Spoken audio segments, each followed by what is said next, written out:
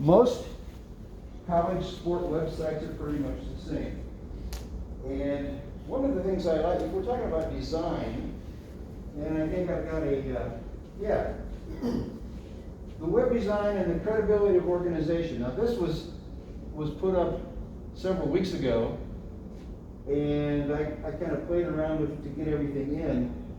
But this shows 3 young ladies, high school players, who plan to play their college basketball at Mount Vernon. Well, so what does this? It's actually a screenshot I took and put up on this slide.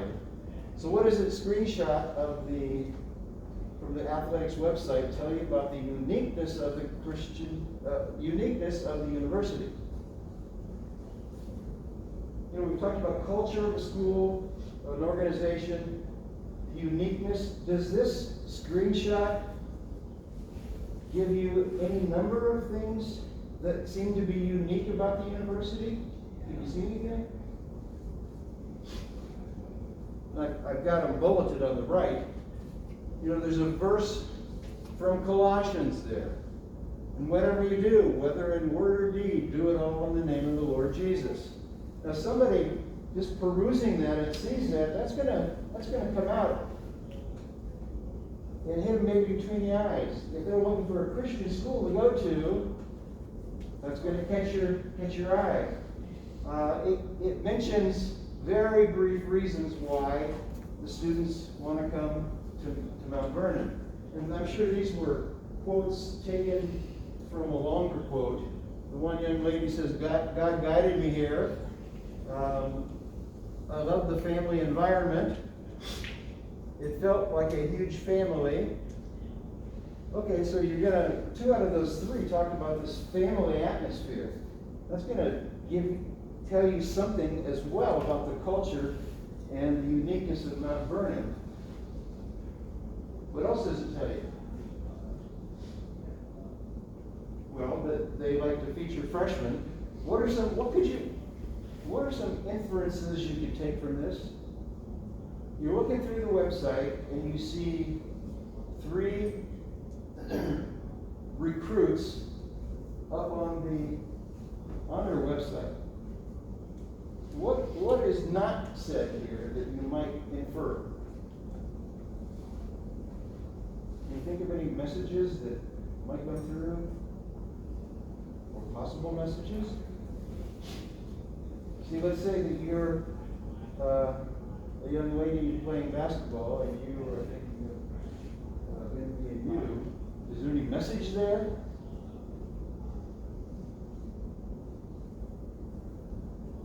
I can think of several. One, it looks to me like they're serious about recruiting. Okay. 2, they like to, I think all of those are in state. I'm not sure. Maybe not. But let's see. If you're from a regional and you recognize the Copland uniform in some county, maybe you know the person. Or maybe you're looking for a school that is, you can come in and start as a freshman and you hope that you're the only recruit. That might be the message there. I can't go there. Any number of messages. I think they're all positive though, as we look at this.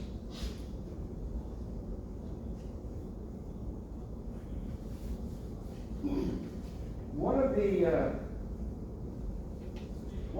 of the things noted, and this is a rather subtle point in the text, it talked about getting hits on a website. It used to be that they talked about this website gets X number of hits, thousands and thousands of hits. And that was the key to whether or not it was an effective site, whether people logged onto it, clicked onto it, they figure they must have read our stuff. Anymore, it's interactivity that they're looking for.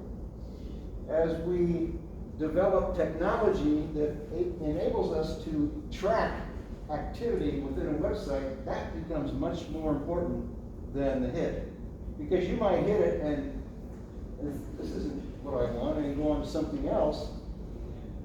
And it could be, earlier the organization would be counting that as a good reason to keep going. See, we got X number of hits. The interactivity may be more important than the content. Did you get that? We've talked a lot about content. But interactivity, you doing things with the website, may be more important than the content. So if you are in charge of a web page for an organization, yeah, you've got to have good content and nice design, but if there's no way for somebody to come on and navigate and negotiate through that website, then it doesn't matter how good your website is.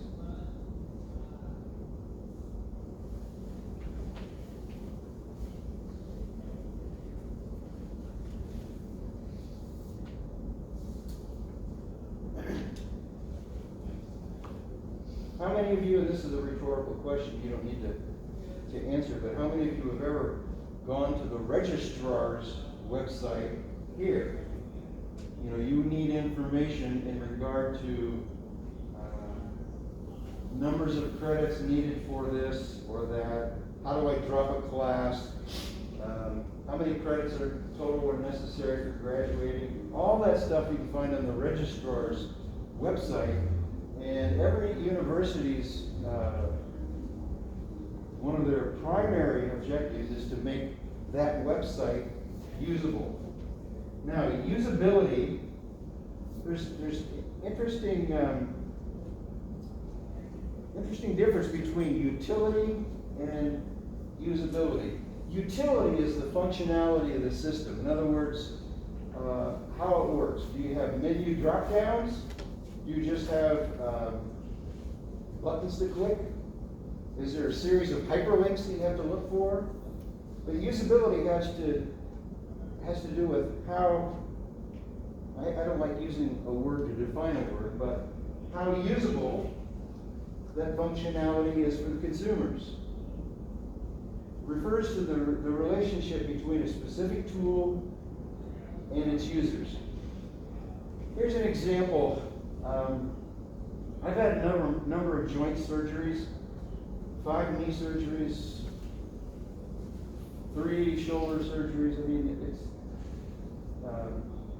and each time I try to get a disc with the X-ray or MRI.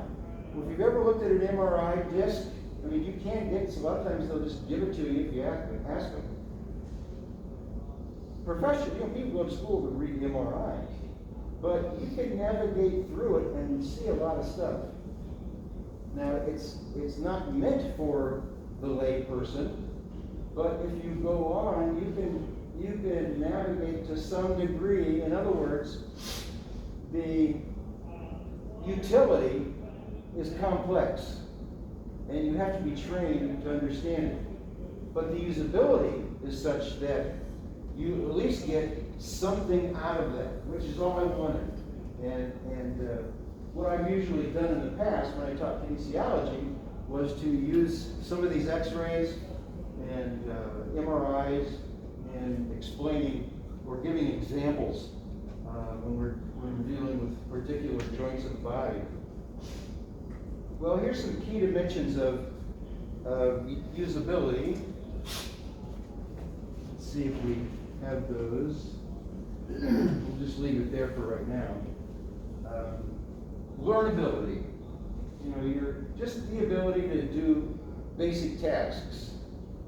So if all I wanted to do is find out the roster of a team, let's say that you're watching, let's say you watched Notre Dame and who did they play last weekend? Florida State. You watched the Noles and the Irish, and you saw a number you didn't recognize, or a player's name. So you go online and you look at the roster. That's all you wanted to find, and it was pretty simple for you to do. The efficiency is another dimension. Well, was it easy to do? Did you find the information you needed?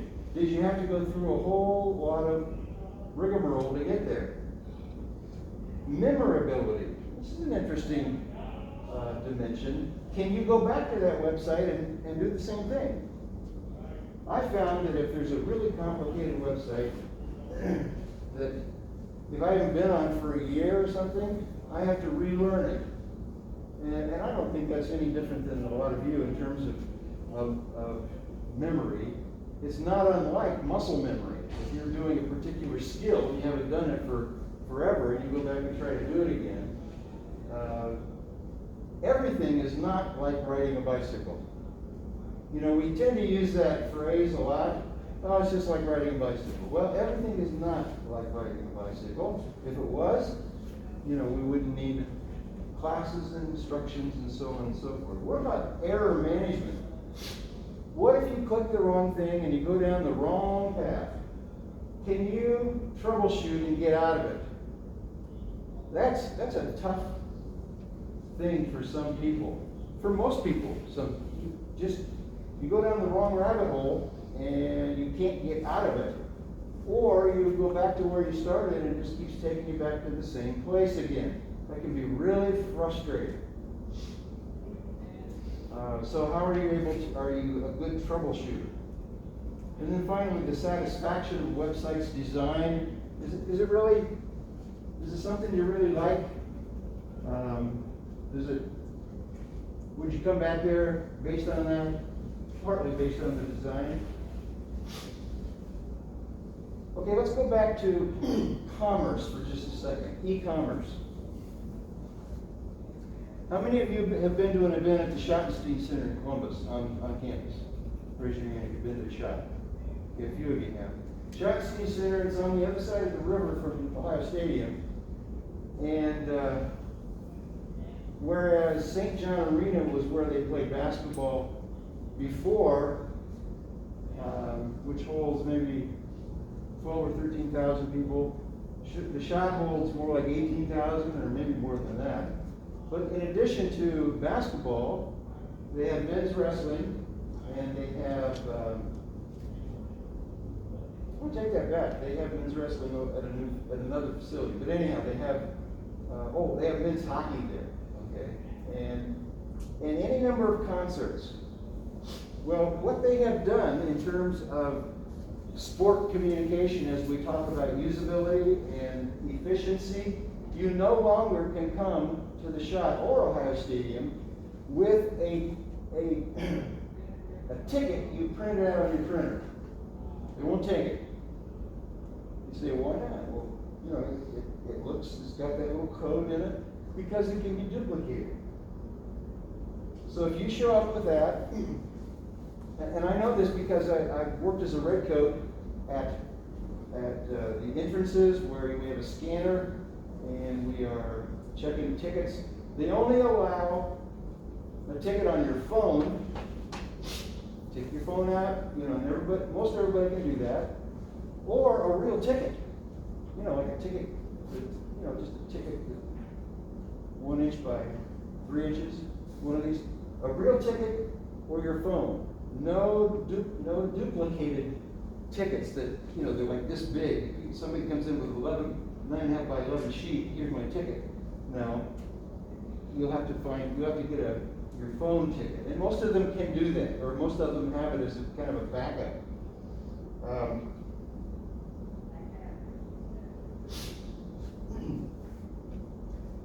Some other things that Ohio Stadium has innovated or has included. I mentioned this a couple weeks ago, that if you go up into the stadium and along the handrails, you'll see that they're filled in a lot of places, and that's for Wi-Fi. And even with those, you have 105,000 people, and I don't know how many thousand are trying to get on Wi-Fi. It's still a bit difficult. Well, how about if your phone goes low? What do? You can go downstairs and at the open end of the stadium, underneath those metal bleachers, and they have free phone chargers, which is kind of cool. Any number of things to make your experience, a pleasure to come, if you will.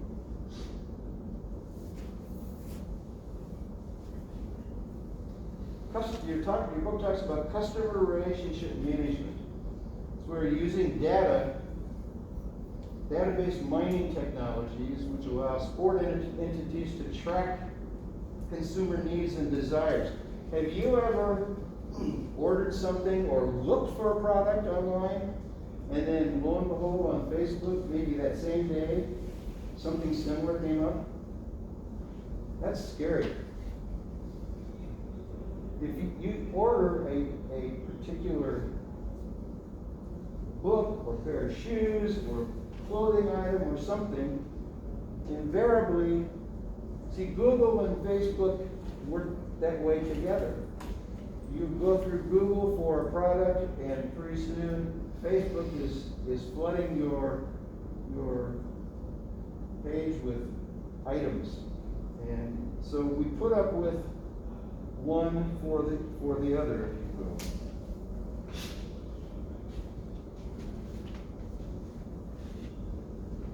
Now, some of the trends that shape content decisions, in other words, what do you put on it?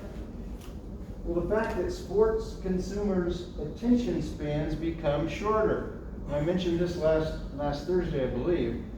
Do you ever get upset that your computer takes 30 seconds to turn on? I mean, on TV, these computers, boom, boom, boom, they come on right away. Well, that's Hollywood. Maybe you have a fast enough computer that it does that.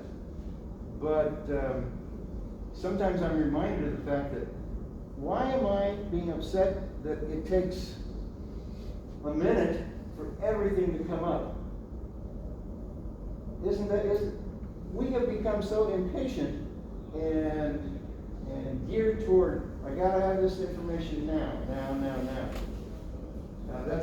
That's one of the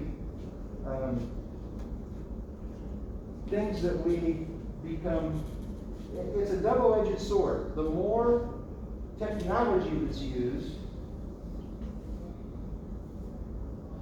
makes for longer periods of time. There is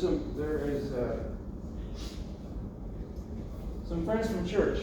We're not supposed to get together, parties and stuff like that. But there's about a dozen of us that like to play cards. And there is a website called Cards Mania.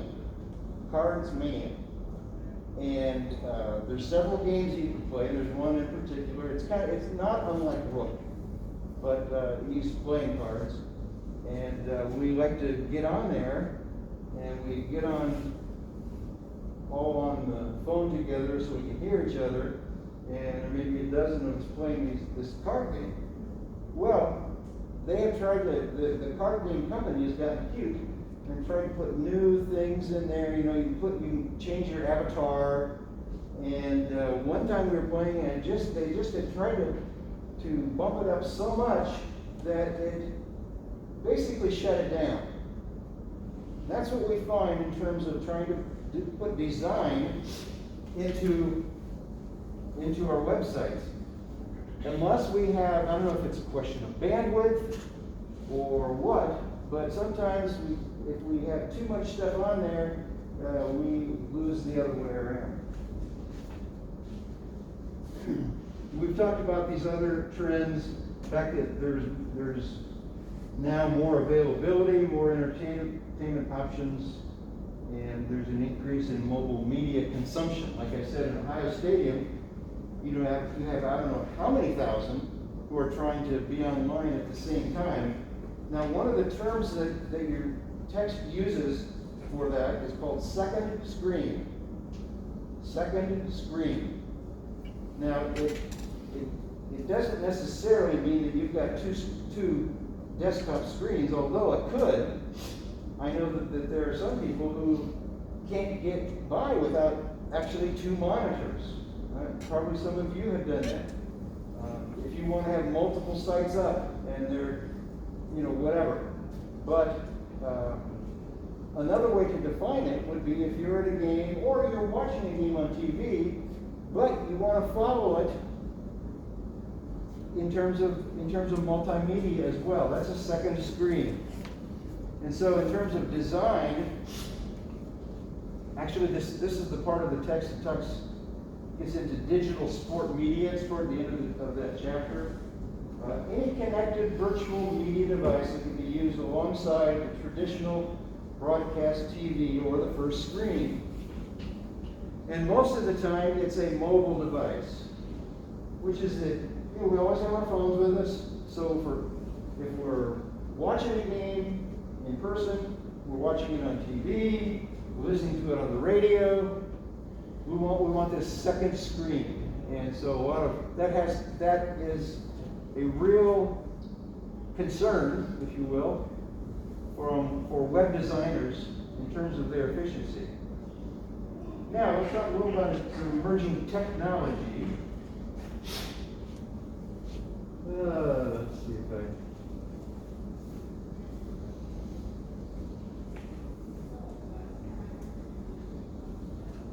So I'm skipping over slides at things that we've talked about on the way. I don't always have the slides in my discussion in sync necessarily, but here's where I am. I want to talk about virtual reality and augmented reality. Well, I think you know what virtual reality is. We've talked about that. It can be where you put the goggles on and you're seeing some other, it's like you're in somewhere else. I've never done it, but I've watched people on TV do it, and that's what it looks like. Virtual reality. Or we can include the idea of Zoom that we talked about. That's virtual reality. A virtual appointment with a physician. Virtual reality. All right, we're not there in person, but we're getting that virtually. Okay? Then there's the case of augmented reality. This is probably more, I wouldn't say it's higher technology necessarily, but it's more recent. And the NBA is one entity that has really taken off with augmented reality. Let me come back to this slide in a minute. Oh, guess I'll come back right now. We may have this maybe it might be on Thursday, but anyhow, augmented reality. If you go to the NBA, actually, if you Google augmented reality sports, if you watch the finals, NBA finals, how many times did they superimpose information about a particular player? I mean, the very fact that they have the score across the bottom, that's augmented reality. That's the very basic augmented reality. But now we have stuff like the yellow line in football that denotes the first down. That seems simple. I don't know how hard it was to do, but it seems a bit of a simple thing. But boy, has it changed watching TV and football. And the other night I was watching a game, and I'm thinking, why isn't he trying to get that yellow line? And oh no, he can't see the yellow line. He's looking at the down marker maybe, and he knows exactly sort of where he needs to get. But we're watching that yellow line, and we're screaming at the TV, he crossed the yellow line. Or we're saying, the ball, you set the ball down and it barely touches, he actually went over. Well, the yellow line is unofficial. But it is a part of augmented reality that has become a real part of digital media. The strike zone. How long is it going to take Major League Baseball to do balls and strikes digitally? How many of you think umpires are going to be a way of the past in 5 years, again, with digital balls and strikes? Anybody think that? Okay, just a couple. Do the rest of you think that umpires is kind of a sacred thing for baseball. Grant, you think they'll just keep umpires? Yeah, for at least 5 years, probably. Yeah? For 5 years. Next 5 years, probably, yeah. RJ, what do you think? I mean, there's a lot of umpires, so if they take them away, that's going to be a lot of, jobs that are taken away from them. Okay. Maybe just the umpire behind the plate. I don't know. But it seems we seem to be going that direction. We now allow stoppage of game in football to go back and look at a penalty or lack of a penalty. And they make decisions over that replay. If they consider the ball and strike augmented reality to be that accurate, why do we have umpires other than, we want blue behind the bat. They have the bat. We can have them throughout the field. Well, it'll be interesting to see if they do that. When you watch tennis, they somehow can show you the ball striking the line or inside or outside the line. This is electronic timing in track and field. Now, electronic timing is not necessarily that new. The technology within electronic timing is, but they had electronic timing as far back at least in the 68, I'm pretty sure in the 64 Olympics as well. But this is how we can do it. It comes out with a picture, and we can actually see, who won this race. Well, by rule, it's the torso crossing the line. Well, you can see clearly that the guy on top is the one that wins the race. Even though you might be at a different angle and think this other guy won, and he may have thought himself that he won, the very fact that somebody, goes like this and crosses the line maybe with their head ahead of the person beside, it's the torso. And one way to, obviously the best way to decide that is through electronic timing. Now it used to be just at college meets and big college meets that they would have electronic timing. Now you have it in high school meets, not necessarily at the dual meet level, or even sometimes at the relay meet level, unless we're talking about a big school. I work as a track official, and I've done worked a lot of big meets where it was just using the stopwatch. Does anybody know whether, let's talk technology here. If I time with the stopwatch or electronic time, across the board, which one is going to register the faster time? Electronic or hand time? Anybody know? How many say stopwatch gives you a faster time? How many think the electronic gives you faster time? Okay, some of you don't care. Actually, using the stopwatch traditionally gives you a faster time, not because of the stopwatch per se, but because of the person using it. For one thing, a lot of people will use the stopwatch with their thumb. Your finger's faster than your thumb is. When do you start the stopwatch? When you hear the gun? What if I'm across the field? I'm at the start of the 200. The starter's over at the finish. Well, no, he wouldn't be there. I'm sorry. The starter's at the start, at the 200. Everybody that watches is over at the finish, cross field. What's the signal to click the stopwatch? The sound? What is it? Come on, you should know this. Smoke. You see the smoke before you hear the sound, don't you? The speed of light's faster than the speed of sound. So you are going to see the smoke just an instant before you hear the gun across the field, diagonally like that. So you've got people clicking on the smoke, and not everybody's doing it at the same time, you know? Some people are better at it than others. And by and large, hand times are faster. So if you got only hand times, and how do you get the common denominator of reporting times? You know, this meet, at this meet, at this meet. You know, well, this person ran 22.5 and 200. Yeah, but this person ran 22 flat here.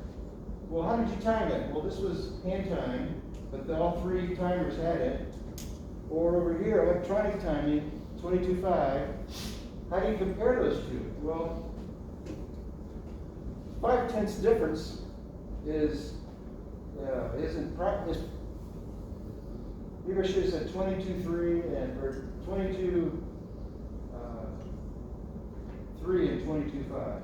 Actually, a hand time, you have to add 22.4 onto it to make it equal to an electronic time. So if you hand time 22.5, you got to make it 22.74 to be on par or comparable to an electronic time.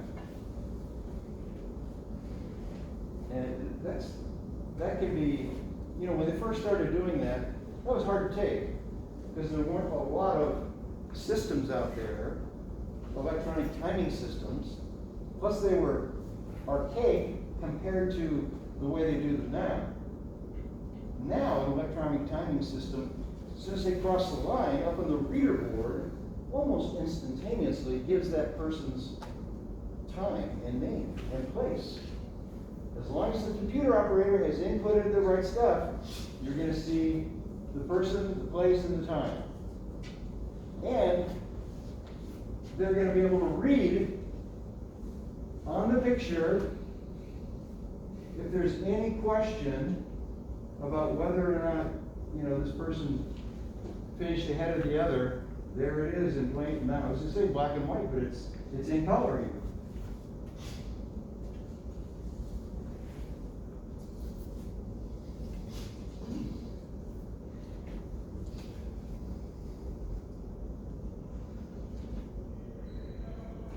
Oh, at the last school I was at, they had the women's basketball coach invested in a machine that measured the arc of a shot. And it would measure the arc, the degree, and somehow the degree of the arc, and it would be parabolic. In other words, that anything that you throw or pitch or shoot or whatever, there's always the first half of the trajectory dictates the second half. It's going to look the same.